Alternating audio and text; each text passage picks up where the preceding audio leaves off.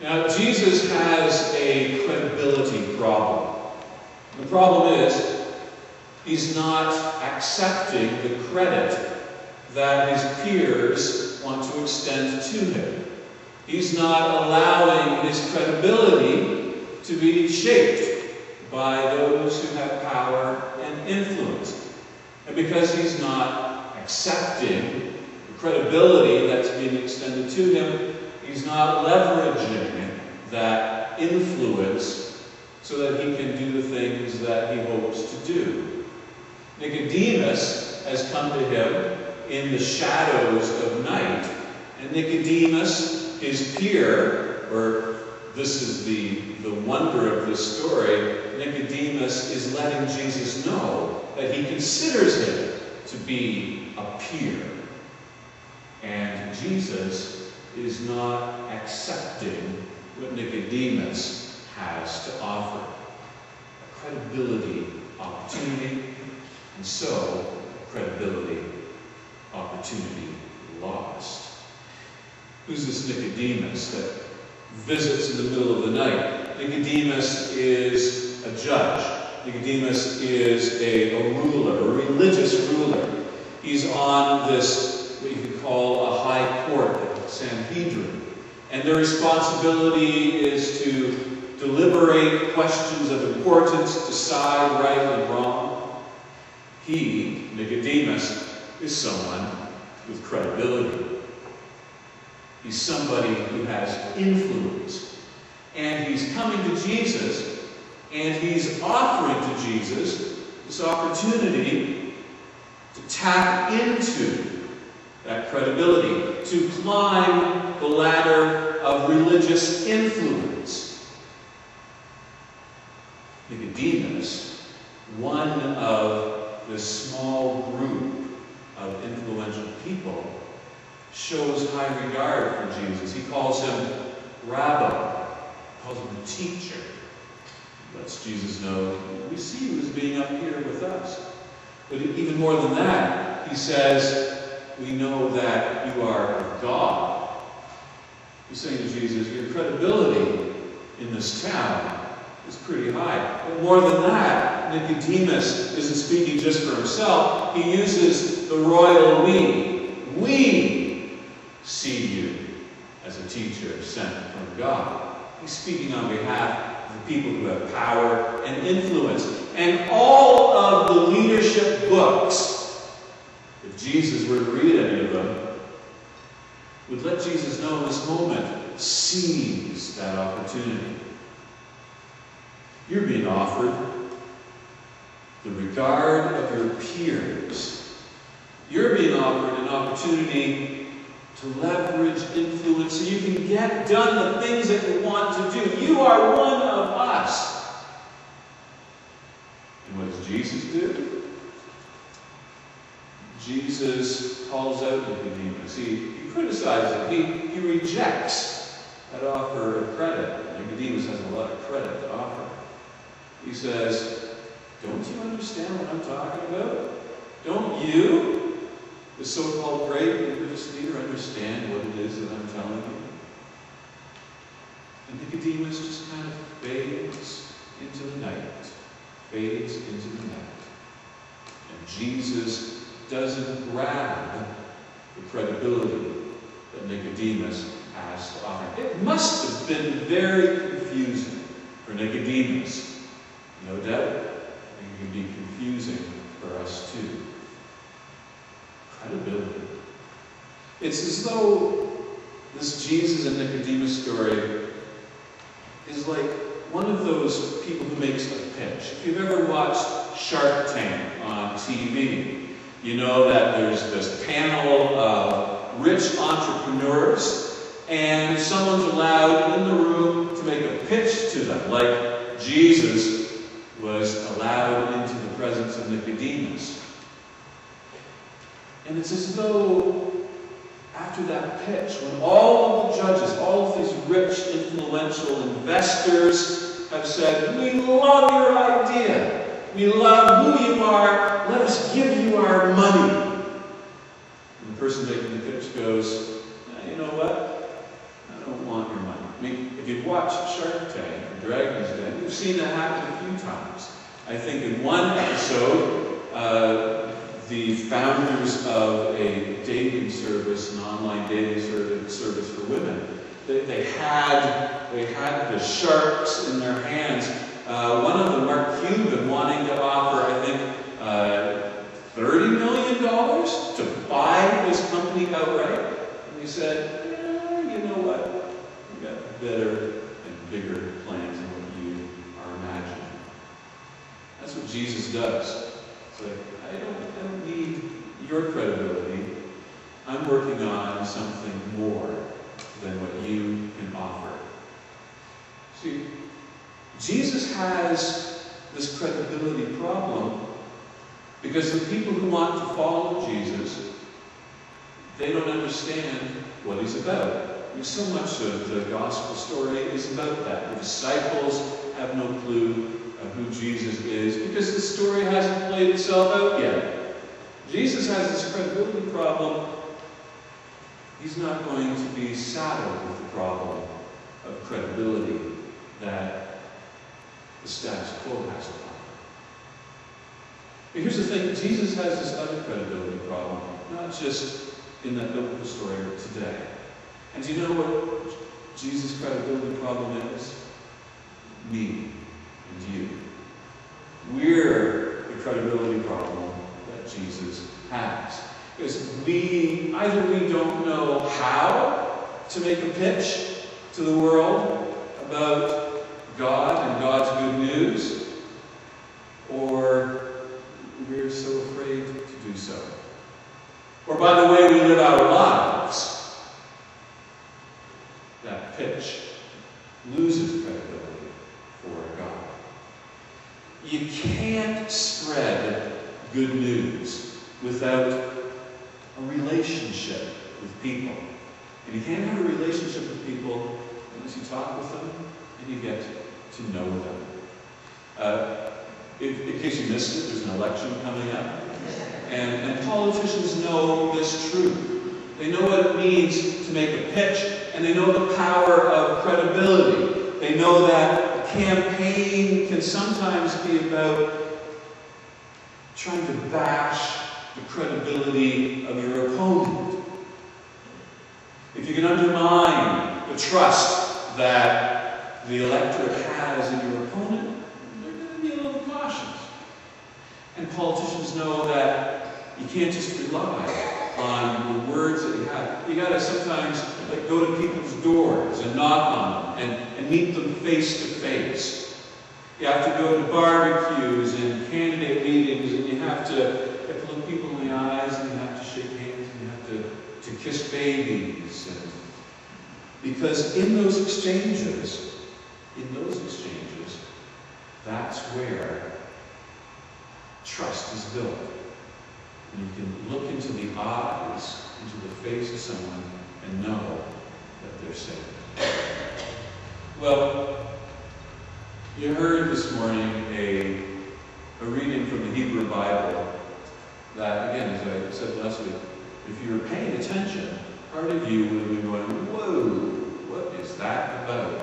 What's this story about Israel during the Exodus, wandering in the wilderness, and God sending serpents to bite at them because they're complaining, and Moses being instructed to take a serpent's head and raise it up on a pole, and that will help to lead to healing for people who've been bitten by the snakes. What is this punishing God, this retributive God we're hearing about? No credibility there. And like any story from the Old Testament, to understand it, you got to know what it meant in its day and in its context. You need to know that Israel, escaping Egypt, was escaping Pharaoh. And you need to know, and you've seen this picture so many times, for a Pharaoh, their headdress always includes this one powerful symbol, the symbol of a goddess who comes in the form of cobra, swollen and ready to bite and to spit.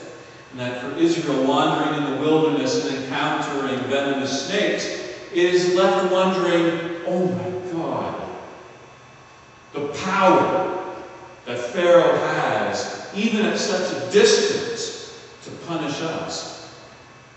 For God to say, you know what, we're going to turn that on its head. We're going to have you see the face of the snake, and you're going to be healed and not poisoned.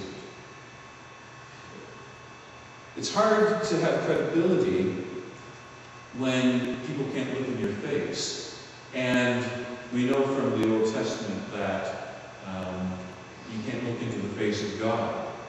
Moses gave it a try, and he came down the mountain gray-haired and aged. And so the best that God could do is have these proxies. The face of a serpent, but more importantly, above the face not of Pharaoh, but of Moses, to catch eyes and to establish credibility for God. And this is what Jesus is teaching in Nicodemus, that you don't understand me. When you look at me, I don't want you to see a reflection of yourself in your own power. I want you to see the face of God. And in seeing the face of God, you can be healed.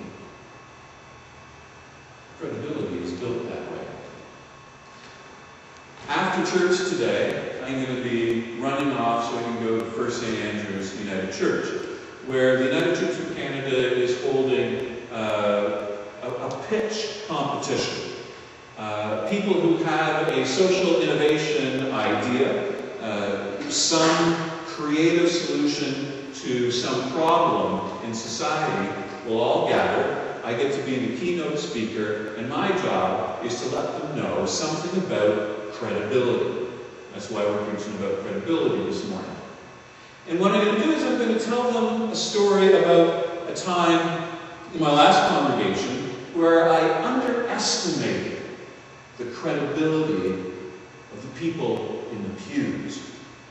I had a teacher in the congregation come to me, a 7th-8 teacher, who was very much involved in the larger community, who knew that there was a school in town, not downtown, but in an area of town that had a number of high-risk poverty children. And said to me, Brad, can we set up a school lunch program for that school? You know, and in my head I'm going, are you kidding me? You want to do what? But on my face I smiled and said, oh, tell me more, tell me more. And before I knew it, we were starting to do something about it. But I was pretty certain that this was going to fail, because what I knew from experience was schools and clergy, schools and church, they just don't mix. Before, when I was a child, back in the 70s, a United Church minister was more than welcome in the public school. More than welcome to come in and do religious education, more than welcome to come in and do chaplaincy. But 20 years later, when I was ordained in the 90s, all that had changed. You know, in the 90s, when you look on TV and you would see, Jim and Tammy Faye Baker preying on people to raise money. Or you hear stories about predatory priests grooming young children for sexual abuse, and the church turning a blind eye. In that environment, the church's credibility was crushed, was lost. And so the idea of a school risking partnering with a church or a minister, I knew it wasn't going to happen. But we called a meeting for after church on a Sunday morning, inviting anyone who wanted to come to it, just to sit and brainstorm what we could do. And the room was fairly full. And it was filled with educators, retired school teachers, retired school principals, administrators, active teachers, EAs, mothers of teachers, the parents who populate the parent advisory committees around town, and they came out and they wanted to do something about this. But still I thought, I don't know if this is going to work. But as they talked, it dawned on me, I don't need to worry about credibility, because our credibility is already in this room. We don't have to create credibility from scratch. We just need to curate the credibility that we already have with these teachers who already know and already have relationships of trust. And before I knew it, within days, principals were phoning their colleagues and superintendents to spend their credit on this idea. And then within months, the congregation was formalizing a business partnership with a small business owner to help run this program with us. And then within a few short months after that, I had teachers who were taking me to a school to introduce me and say, here's this person, he's safe. You can have a partnership with this congregation. And then suddenly, by the time September came, Lunches for Learning was created, and teachers were being partnered and paired, I should say, with students to prepare meals and to do an educational program.